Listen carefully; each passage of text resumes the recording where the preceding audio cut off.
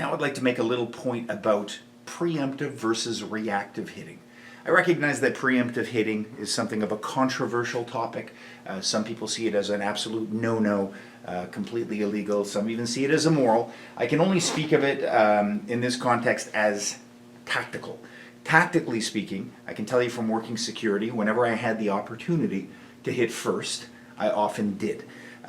Early on, less so because I had more inhibition, but gradually over time, you get beaten down, you lose enough, you see the consequences of others who make mistakes, and you recognize that if you have an opportunity, you have an opening, the first hit can greatly dictate the outcome of the fight.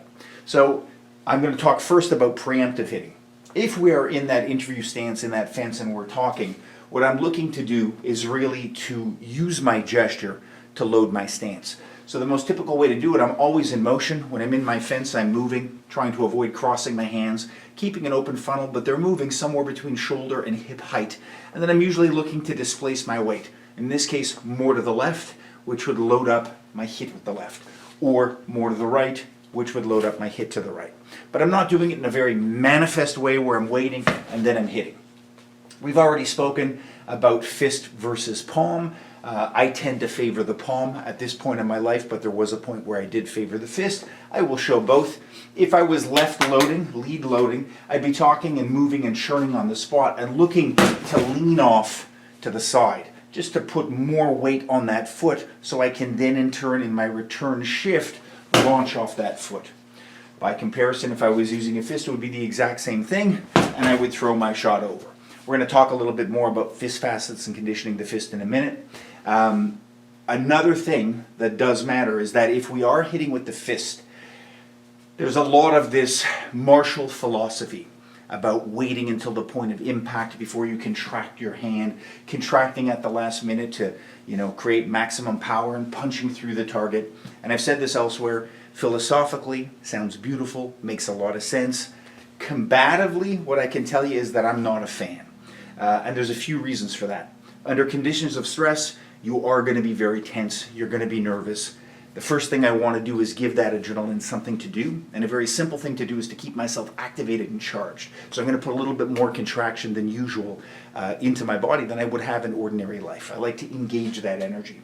The second thing is that if I am a hitter, I'm usually going to pre-close my hand a little bit. So if I was talking like that with gesture, it might be as simple as just turning my fingers a little bit in so they're halfway there. If I had my fist already made for whatever reason, like I was holding something or talking in casual sort of conversation, I would from this position begin to contract. I'm contracting into the hand a little bit. If my fist was already formed, again, I would have a little bit of contraction in it already. The reason for that is that when I launch, I want to have as much contraction there as possible at the beginning so that my hand is ready on the point of impact. Your partner can be expected to move, things get in the way. The fastest flinch they have is to narrow those eyes and lower that chin, which means you might hit the chin, but you're more likely to hit the forehead. You might score into the teeth. Arms will come up and into the way. You might impact with an elbow, and your hands are unprotected. They're not taped, they're not gloved. So you can't expect to have that perfect flush shot at the ideal distance with the timing you expected. And for that reason, it's just not responsible for me to wait until the last possible second until I contract, because that second may come sooner than I think, the target may be closer than I wish, or it could be further away, right? Both can happen. So I generally like to have some level of activation and pre-charge in my hand, and I generally like to have fire from that position. If I'm going to hit, I only want to hit as hard as I can. There's no value in delivering, a little tiny shot, like some precise pressure point drill. This is one of my hugest grievances with all of these so-called pressure point masters. It's not only that their work is fully compliant, and it's not only that it's super precious and precise, it's that it's never delivered with power. Because the argument is that it's just so dangerous. If I was to deliver it with full power, I would hurt the person.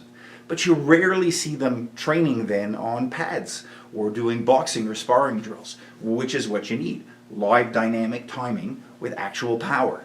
If I hit somebody on my jawline and I give a little tap and it doesn't work, I've done nothing other than aggravate the individual and trigger them to attack me and preset myself to be too casual and leave a gap.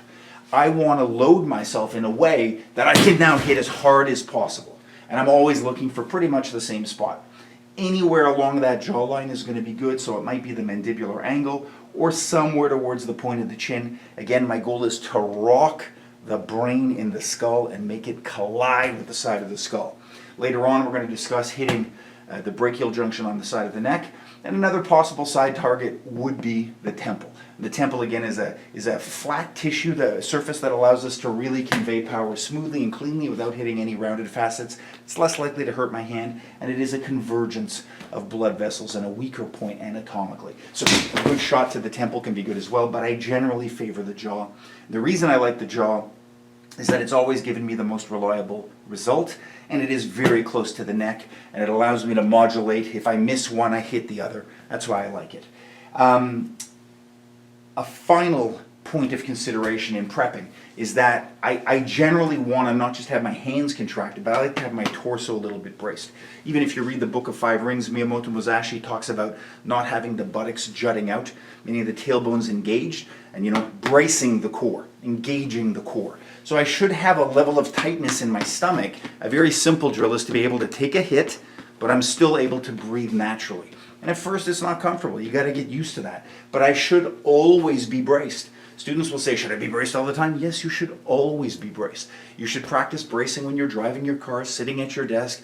Bracing. Of course, there's going to be times you're sleeping, lounging, watching TV, you're not going to brace. But if I'm active, anytime I can think about bracing, I try to brace. It's good for your spine. It's important for, engaging the core.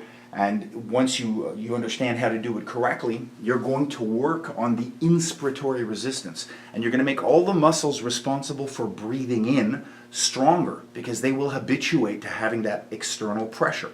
So not only will you become stronger and more able to take impact, you're going to be stronger in your inspiratory capacity as well. So when tension makes you contract, you're already going to be used to dealing with that contraction state. Even if the majority of your life you like to lounge and relax, you're not working out that much, once we get within striking range, things can happen. There's a very high probability. So if nothing else, during your workout, when you're mindful, and during compressed distances where aggression is probable, make sure you are braced. I like to do it much more than that, but that's just me. Once it's engaged and you're braced, you're going to have much more awareness of your power center. Right? All the torque that comes from your hips and your legs. And so when I hit something like loading the elasticity by shifting, now you're going to be much more aware of it. And when I take it over, it's really going to come from my hips and not just from a flaccid waist. One of the main reasons I find people deprive themselves of hip power is because they're so loose, flaccid, and deformed in the torso that when they turn, they are able to turn almost exclusively from the thoracic region, and they don't really have to use their hips. If you're strong and braced like you're carrying a backpack, the minute you move, you must absolutely turn from the hips and pivot from the legs. If you turn from the hips and don't pivot, you're going to hurt your knees, and you just don't have the capacity. It's like you're wearing a bulletproof vest, right? You're automatically going to enhance your capacity to move from the waist. So a very simple thing to do is just load your back, get somebody in a piggyback position. If you have a tactical vest, load it up. If you have a backpack, load it up with some books, and you'll see right away your torso is going to move like one fused piece. There's a little bit of thoracic sway, but it's all coming from hips and legs. So I should brace my stomach a little bit, my core should be engaged, my hands should be activated.